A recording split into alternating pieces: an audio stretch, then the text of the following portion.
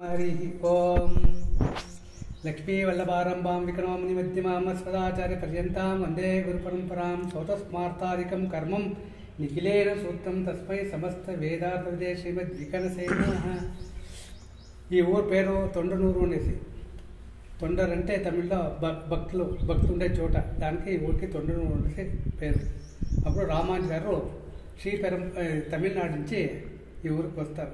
ఏమిటప్ప అంటే రామాంజీ గారు విశిష్టాద్వైతం ప్రచారం చేస్తే తమిళనాడులో అక్కడ ఉండే చోళ రాజా క్రిమికంట కురుతుంగ రాజా అనేసి ఉంటాడు. వాడు చోళ రాజుడు, వాడు అద్వైతి. వీళ్ళు విశిష్టాద్వైతానికి ప్రచారం చేస్తే వాడు ఇచ్చలేదు. వీళ్ళు కన్నంతా పీకేసేటని రాసి రాజాజ్ఞం చేసేస్తారు. ఈ విచారము రామాంజీ గారి శిష్యులు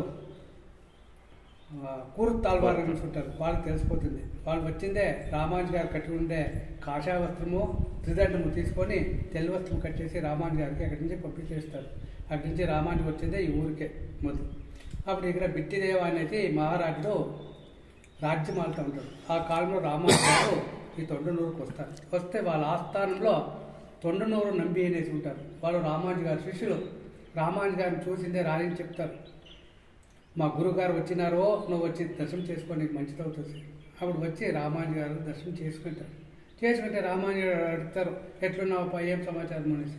రాజు చెప్తున్నా, బాగున్నా, నాకేమీ తొందర లేదు. అయితే నా కూతురికి బ్రహ్మరాక్షని పెట్టింది, ఏం చేస్తాను పోతా ఉండలేదు, ఏమైనా మార్గం చెప్పాడని చెప్తారు. అప్పుడు రామాంజీ గారు చెప్తారు, చూడప్ప, నువ్వు ఆ చెరువు ఉందే, అది సరోవరము. ఆ సరోవరం పోయి స్నానం చేసుకో, యోగానరసింహ స్వామి దర్శనం చేసుకో, నీకు మంచిదవుతుంది. అప్పుడు వచ్చి ఈ గుడికి వస్తాడు. ఎప్పుడు రాను వాడు జైన మతస్థుడు. వస్తే ఇక్కడ ఉండే అర్చక వాళ్ళు అడుగుతారు, ఏం సమాచారం అనేసి. అప్పుడు ఇట్లా ఎవరో సన్యాసి గారు వచ్చినారో, వాళ్ళు చెప్పినారో నా కూతురికి బ్రహ్మరాక్షి పెట్టింది, దానికి దర్శనానికి వచ్చింది. వాళ్ళకి పూజ చేసిందే, కూర్చోపెట్టిందే, తీర్థం వేసిందే, ఆ నరసింహదండా నుంచి మంత్రం వేస్తే బ్రహ్మరాక్షి బట్టి చెప్పుతుంది. అప్పుడు రాజుకి చాలా సంతోషం అవుతుంది. నేను ఇన్ని సంవత్సరాలను ఇక్కడనే ఉన్నా, నాకే తెలియదే, ఎవరో వచ్చి చెప్పి నాకు మంచిదైంది అనేసి రామాంజీ గారి దగ్గర పోయి అడుగుతారు, మీ ఇంచి నాకు మంచిదైందే, మీకేం కావాలి అడగండి, నేను ఇస్తాను అనేసి. అప్పుడు రామాంజీ గారు చెప్తారు, నాకేమి వద్దప్ప, నా సన్యాసి అందరూ ఎంత ఇచ్చి వచ్చేసినాను, నేను వచ్చినది విశిష్టాద్వైతం అనేది ప్రచారానికి వచ్చినాను, నువ్వు నా మతానికి చేరుకోవటం, లేకుంటే నాకేమీ వద్దు అని చెప్తాను. అప్పుడు బిట్టిదేవ మహారాజుడు జైన మతస్థుడు. వాడు జైన మతం మారి వైష్ణవ మతం స్వీకారం చేశాడు. ఇదే సన్నిధిలో వానికి విష్ణువర్ధనం అనేసి వాళ్ళకి నామకరణం చేస్తే ఈ ఊళ్ళో 1000 మంది జైన పండితులు ఉంటారు. వాళ్ళంతా రాజునికి గలాట్ చేస్తారు. నువ్వు ఎక్కడి నుంచి వచ్చి చెప్తే వాళ్ళ మాటలు వినేసి నువ్వు మతానికి చేరుకున్నావే, వాళ్ళ దగ్గర ఏమి ఉంది అనేసి. అప్పుడు రామాంజీ గారు అట్లు కదప్ప, రాముని తమ్ముడు లక్ష్మణుడు వచ్చి ఆదిశేష అంశము, వీళ్ళు ఆదిశేష అంశము అని చెప్తారు. పోతే ఎవరు వినేలేదు. లేదప్ప, కృతయుగంలో ప్రహ్లాదని చెప్తే, త్రేతాయుగంలో లక్ష్మణ్ అవతారము, ద్వాపరయుగంలో బలరామ అవతారము, ఈ కలియుగంలో రామాంజీ అయినారు, వీళ్ళే ఆదిశేష అంశము అని చెప్తారు. ఎవరు వినలేదు.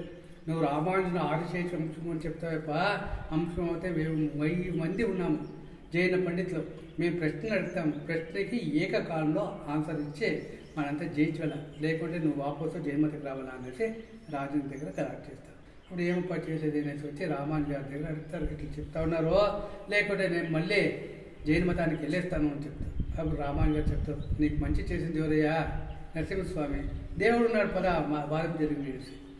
రామాంజీ గారు ఇదే చోట్ల రామాంజీ గారు తెలియసి కూర్చొని 1000 మంది జైన్ పండితులు వాదం చేస్తారు. వాళ్ళకి ఏకకాలంలో ఆన్సర్ వచ్చేస్తుంది తెరలోగా. అందుకు దిగులవుతుంది ఉండేవాడు కూడా లోగా ఎట్లా 1000 మందికి ఆన్సర్ ఇచ్చినారు. తెర తీస్తామంటే దిగులు ఒక్కొక్కడే వచ్చి సంధి చేసి చూస్తే రామాంజీ వెనుక ఆదిశేషం ఉంటుంది, నరసింహస్వామి శేషరూపంగా ఉంటుంది. ఇది చూసి కొంతమందికి మతిభ్రమ అవుతుంది, కొంతమందికి ఆ విషద్వారికి సత్యపోతారు. తర్వాత అందరూ శరణాగతి చేస్తారు. శరణాగతి అయితే ఇక్కడ రామాంజీ గారు 12 సంవత్సరాలు ఉండేదానికి ఒక చోటు దొరుకుతుంది. 12 సంవత్సరాలు ఉండేటప్పుడు ఏం చేస్తారు, ఇప్పుడున్న 3 గుడిలు చాలా పురాతన గుడిలు. ఇక్కడ నరసింహస్వామి వచ్చి కృత్యంలో ప్రహ్లాదే ప్రతిష్టాపన చేసింది. కిందటి పార్సాతి గుడి ఉంది, అది వచ్చి ద్వాపరయుగంలో ధర్మరాజు ప్రతిష్ఠ చేసినది. అక్కడ గీతోపదేశం చేసేదానికి స్వామివారు పార్థసారథి అవుతారు. ఇతటి నారాయణ స్వామి గుడి ఉంది, నారాయణ వచ్చి దేవేంద్ర ప్రతిష్ఠ.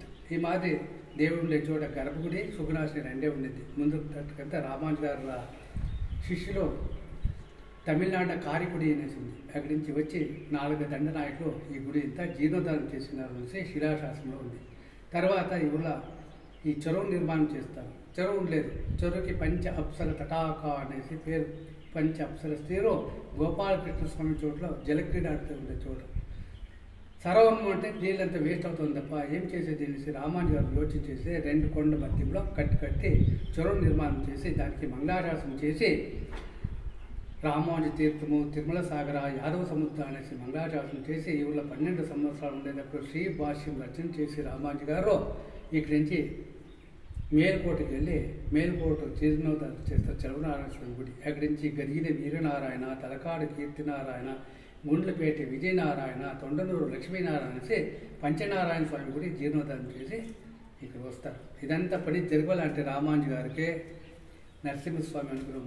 దానికే మొదలు రామానుజు గారు నరసింహకే తెల్ల వస్త్రం ఇచ్చేసి వాళ్ళు ఇక్కడ పునఃసన్యాసం స్వీకారం చేసి కాషాయవస్త్రం కట్టుకుంటారు. దానికి ఇక్కడ రామానుజు గారు కాషాయవస్త్రం మాత్రమే ఉన్నారు.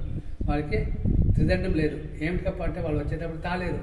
ఇక్కడ కాషాయవస్త్రం కట్టుకుంటారు. తెల్ల వస్త్రం వచ్చిండ్రే కాషాయవస్త్రం కట్టారు. దానికి ఇక్కడ వస్త్రదానం చేసి చాలా విశేషం. మీరు ఏం ప్రార్థన చేస్తేనో ఈ గుడిలో 150 రోజులుగా సిద్ధి అవుతుంది. మీ ప్రార్థన నిర్వహించిన తర్వాత వచ్చి నరసింహస్వామికి తెల్ల వస్త్రం 16 వస్త్రము, రామానుజు గారికి కాషాయవస్త్రం 9 తెచ్చి సమర్పణ చేసే చాలా విశేషం. ఇక్కడి నుంచి రామానుజు గారు శ్రీరంగానికి వెళ్ళేదానికి రెడీ అవుతారు. వాళ్ళ శిష్యులంతా వచ్చేస్తారు. ఇక్కడి నుంచి రామానుజు గారు వెళ్తే వాళ్ళు రాజు ఇచ్చలేదు, నేను వస్తాను ఉంటాడు. ఇక్కడ ఉంటే 1000 మంది శ్రీ వైష్ణవులు వీళ్ళు చేస్తే